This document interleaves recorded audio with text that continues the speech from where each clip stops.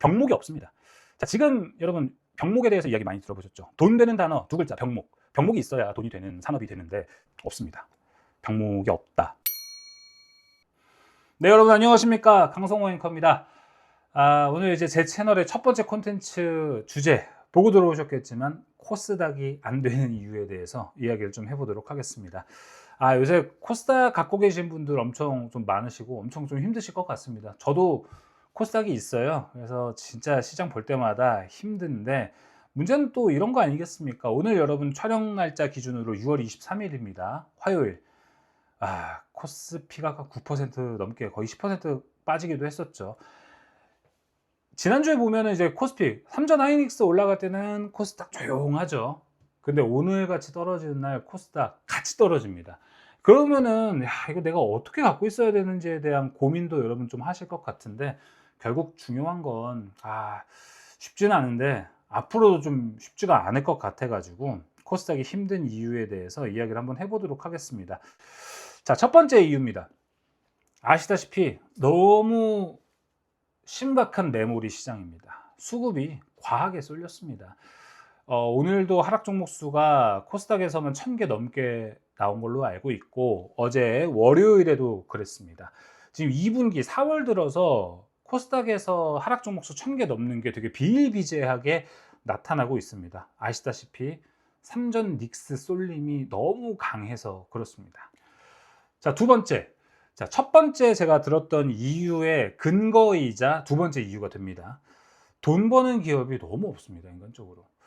반도체가 쉴 때가 있거든요. 섹터가 돌아갈 때마다 순환매할 때. 근데 반도체 쉬어도 돈을 지금 잘 버는 섹터랑 산업이 너무 많아요.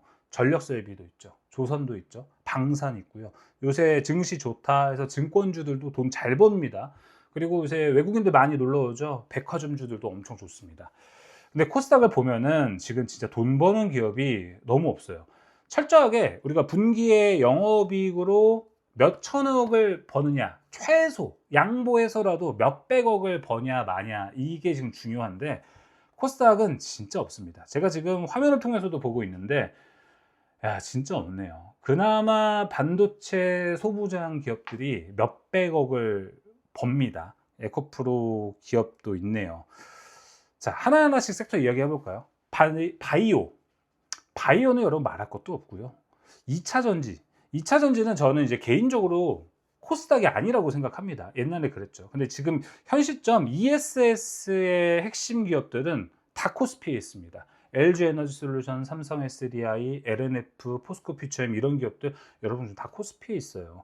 코스닥에는 에코프로 BM이 있긴 한데 얘네는 지금 ESS에서 조금 더 강한 수주 계약이 나온다든지 그런 필요성이 좀 있어 보입니다.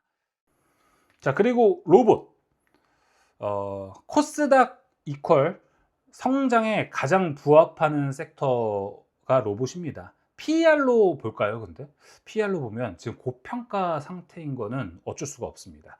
레인보우 로보틱스가 PER로 제가 이거 어제 본 건데 8051배거든요. 오늘 하락한 거 하더라도 8000 초반, 7000 후반대 아직 PER입니다. 이거 엄청 비싼 겁니다, 여러분.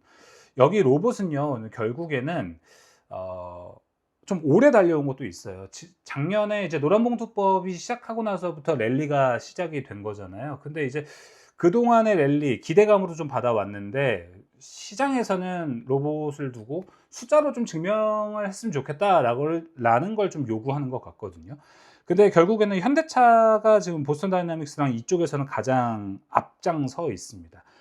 현대차 보스턴 다이나믹스가 어떤 결실을 내주는 모습, 뭐 수주를 한다라든지 아니면 로봇 기술력이 되게 좋아졌다라든지 완성된 제품을 다시 한번 또 보여준다라든지 한다면은 다시 한번 또 로봇주들 붐 일어나서 뭐 성장의 밸류를 받을 수는 있을 것 같습니다.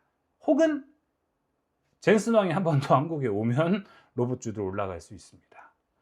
자, 그리고 반도체 소부장입니다, 여러분. 반도체 소부장. 여기는 진짜 좋습니다. 여기는 기대해도 돼요. 근데 이제 막 하고 올라간다라기보다는 여러분 뭐 제철 음식 있잖아요. 뭐 지금 요즘은 이제 콩국수 많이 드시고 가을 되면 전어 먹고 겨울이면 방어 먹고 제철 음식이 딱 있습니다. 제철 음식처럼 메모리사들의 증설 사이클에 맞춰서 그때그때 오르는 기업들이 여러분 좀 따로 있어요. 제각각일 때가 좀 있어요. 요거는 제가 나중에 따로 콘텐츠를 통해서 제철 반도체 소부장 이런 거 한번 만들어서 또 이야기 나눠 보도록 할게요.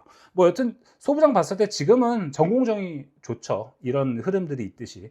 그러다 보니까 다 올라가진 않아요. 그러다 보니까 지수 자체를 견인할 힘은 많이 있지는 않은 것 같습니다. 근데 문제는 지금 소부장을 투자하시는 분들, 특히 뭐 장비를 투자하시는 분들은 이런 생각을 좀 하실 것 같아요. 삼전릭스가 오른 만큼 그만큼 가야지 이것도, 이런 생각을 하실 것 같은데, 근데 이게 좀 랠리가 애매해진 게, 원래 형님이 아웃까지 쫙 이제 끌고 갔어야 되는 건데, 이번 랠리가 쏠림 심화, 쏠림 극대화라서 소부장 기업들이 삼전릭스 올라갈 때 제때제때 그만큼 똑같이 밸류를 받아가지를 못했어요.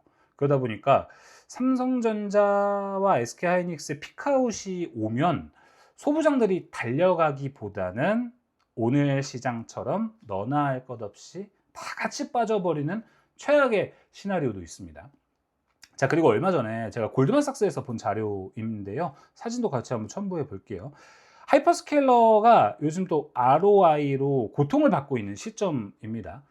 투자를, 근데 골드만삭스에서는 투자를 먼저 줄이는 쪽이 오히려 밸류를 앞으로 더 받아갈 가능성이 있을 거다라고 이야기를 하는 거예요. 그러니까 AI로 수익을 누구도 증명을 하지 못하고 있잖아요. 그러다 보니까 이렇게 다 치킨 게임으로 가는 상황에서 우리는 증설 안 해 라고 하는 쪽에서 오히려 더 밸류를 받아갈 수 있다는 거죠.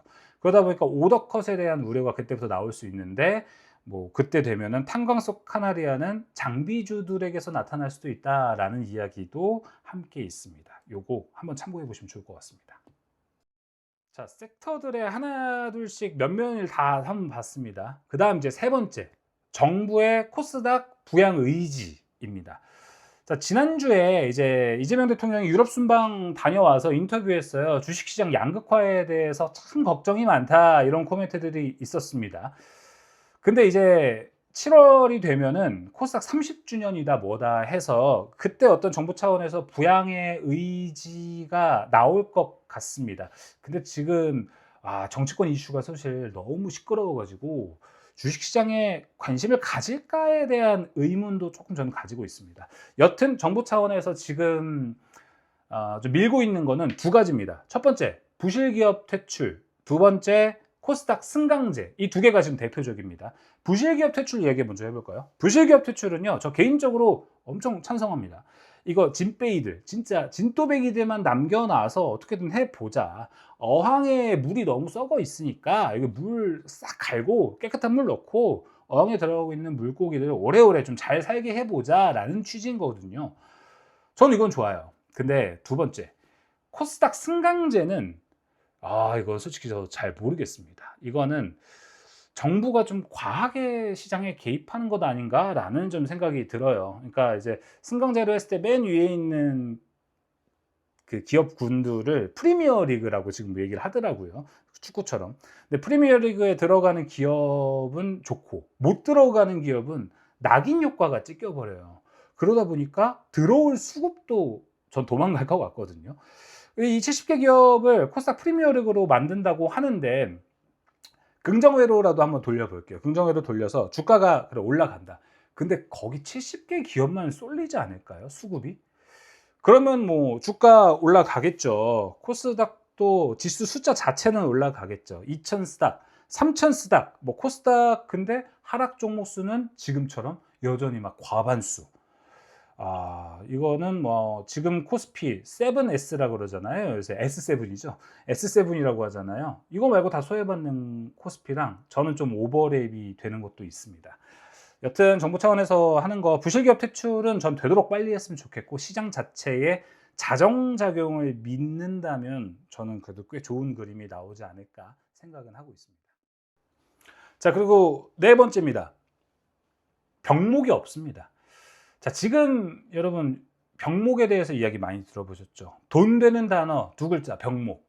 병목이 있어야 돈이 되는 산업이 되는데, 지금 시장 여러분 아시다시피 AI죠. GPU, 그리고 HBM, 메모리, 전력 인프라 이렇게 등등 쫙 넓어지고 있습니다. 지금 시장이 원하는 거는 결국에 전성비가 좋은 칩, 그리고 AI를 부담 없이 돌릴 수 있는 에너지, 전기가 필요한 건데, 여러분 코스닥 시총 상위 기업들 한번 줄 세워 보세요. 여기 그 병목에 부합하는 기업이 있을까요? 전 그나마 반도체 소부장에서는 조만간 그래도 여기 병목이 나올 것 같기는 해요. 근데 그거 말고는 없습니다. 병목이 없다. 2차 전지 얘기하시는 분도 있을 것 같아요. 뭐 로봇에 배터리 들어가지 않느냐, 지금 그리고 데이터 센터에 ESS도 같이 깔아야 되지 않느냐 이야기를 하고 있는데, 배터리를 만드는 글로벌 다른 경쟁 업체들이 여러분 꽤 많습니다. 우리나라도 뭐 진짜 배터리 잘 만드는 나라 중에 하나인데, 우리나라 말고도 경쟁 업체들이 많아요. 그러다 보니까 여기서는 뭐 수요가 늘어날 수는 있지만 병목까지는 예상하기가 어렵지 않을까, 이렇게 생각이 듭니다. 자, 여러분 오늘 코스닥이 안 되는 이유 4가지에 대해서 생각을 좀 해봤습니다. 그러면은 오늘 마침 또 여기 시장이 너무 하락을 해버려가지고 이렇게 좀 애매한 것도 있습니다. 근데 코스닥에 투자하시는 분들 진짜 고생 많으십니다. 앞서 얘기도 했지만 저도 코스닥 진짜 많이 갖고 있습니다. 힘든데 많이 흔들리시는 것도 있겠지만 지금은 개인적으로 팔면 손해가 되는 시장입니다. 그만큼 그 좋은 주식들이 너무 싸졌거든요. 지금 파는 것, 패닉셀은요, 여러분한테 전혀 도움이 안 될 수 있어요. 지금 이렇게 급락했을 때는 잠깐 뭐 데드캣 바운스라든지 잠깐의 반등은 나오기 마련입니다. 파시더라도 지금보다는 더 비싸게 파시고 반도체라든지 코스피로 이전하는 게 더 낫지 않을까 생각이 듭니다. 네, 오늘 제 채널의 첫 번째 콘텐츠, 코스닥이 안 되는 이유에 대해서 좀 정리를 해봤습니다. 자, 앞으로도 제가 뭐 이제 방송에서 못다한 이야기, 돈이 되는 정보들, 속 시원한 이야기들 많이 좀 준비를 해서 업로드를 한번 해볼까 합니다. 여러분도 많이 관심 또 가져주시면 좋을 것 같고요. 좋아요, 구독, 알림 설정, 조댓구알 여러분 같이 해주시면 좋을 것 같습니다. 앞으로 열심히 해보겠습니다.